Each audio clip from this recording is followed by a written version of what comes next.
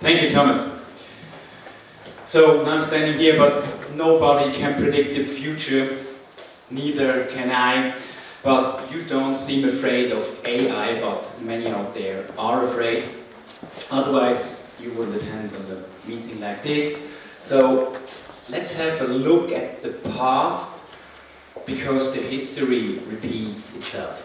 If you look back to the ancient Greeks, they were afraid of getting stupid because of using chatbots. And not even 100 years ago, the Swiss protested against trains, because they also are afraid, because of the speed, to getting stupid. And fortunately, they were wrong, so we aren't stupid, right? So, almost 50 years later, on a conference in Dartmouth, AI was born, but it took nearly half a decade or half a century until AI entered the spotlight. In 1997, and most of you know, Deep Blue beats Kasparov in chess. And again, it took a really long time until everyone talked about it, till OpenAI entered the world with generative artificial intelligence and entered a kind of new era for the most of us there. And PwC made a survey, and the results are scared me, because they said, or they asked CEOs, how many people you will dismiss in 2024? And they said, 5% will dismiss because of AI. That equals 100,000 people in Switzerland. That's a really huge number. And if we look on this, why is this happening? AI will integrate in every kind of tools. You know, Microsoft Office started, a Copilot integrated, and because of that, the costs are exploding. You pay twice or 3 times more for Copilot license to use it on Office. And while that, our expectations are getting bigger and bigger, and most CEOs don't even know the difference between LLM, NLPs or AGI, right? But their expectations are getting bigger and bigger and bigger and bigger. So the problem is, because we are venturing, for me, we are venturing unknown territories, like this little boy who looks like Indiana Jones. He's full of enthusiasm and totally unexperienced. And so the results can only disappoint us. And if we look on the Gartner hype cycle, we are only talking about this. Sorry, the sound is missing, but you know that's OpenAI with Sora, and it looks really, really nice, but this is only the zenith, it's generative AI. We're only talking about generative AI. And if we are on the zenith, after the high, it comes the fall. And the problem, most time, is shit in, shit out. If we don't know how an AI works, if we don't know how to give introductions, and if we don't know where the limits are, AI and we will fail. And another problem is, you know, you can use nuclear fusion to produce electricity, and you can use it to build a bomb. So it's within our powers. And yes, AI will kill a lot of jobs. And there are a lot of hard and dangerous jobs out there. For example, firefighters or logisticians or marketers like me, they will disappear soon. But also bug hunters out there have maybe a little bit of problems. But it will create new ones, and I have a proof for you. If you look at the last 20 years, we made a lot of progress thanks to technology. And in the long-term view, we got more job vacancies. But if we look back again in history, about 100 years ago, we worked twice hours a day. So we also worked on Saturday, and all of us were poor. And today, we live more wealthy. So now I have one question for you. Please raise your hands if we should treating diseases. I hope all hands will go up. Otherwise, we have a little problem. So please hands up if we shall treat these diseases. Okay. No. Hands up. Keep it up if we shall treat humans.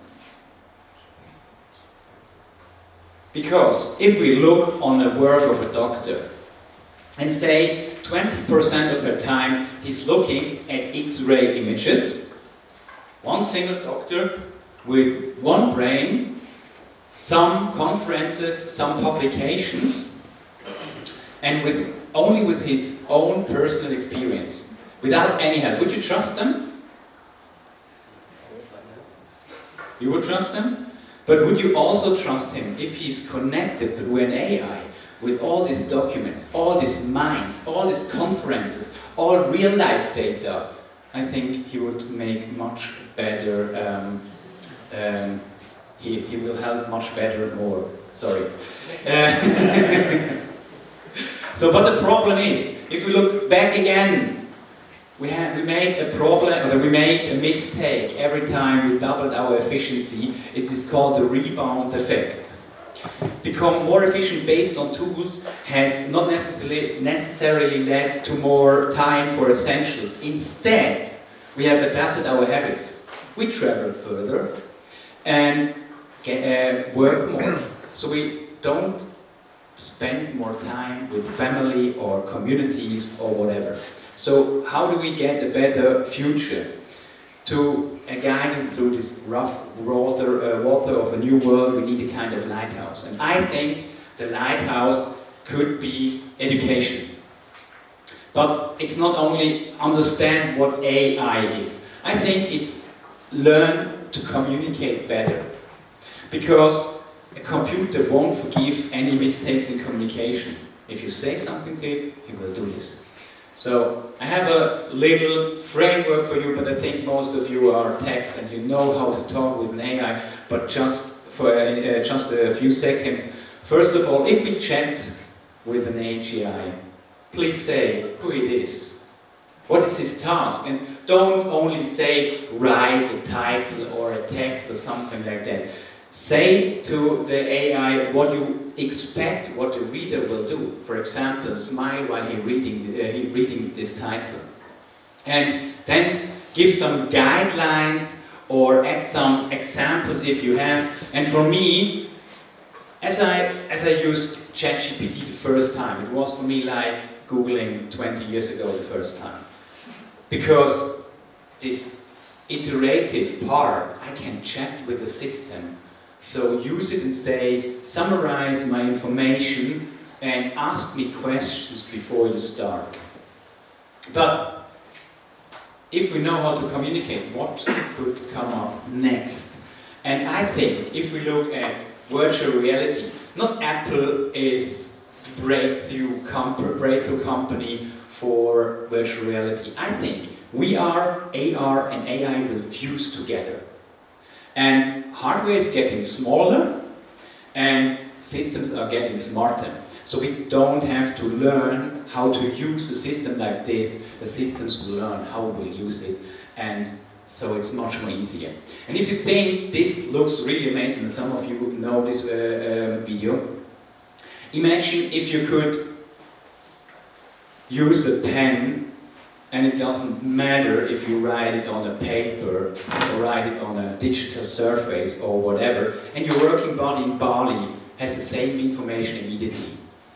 And that could be the future, how we work. Or for example, maybe we need no more glasses. What you see here is Google Project Starlink, and they have developed a 3D camera and a special screen, and we are looking like a Star Wars hologram, right?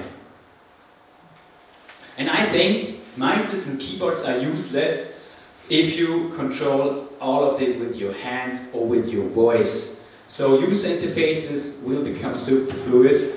And if you won't believe this, most of you know Neuralink is here, and this is only a demo.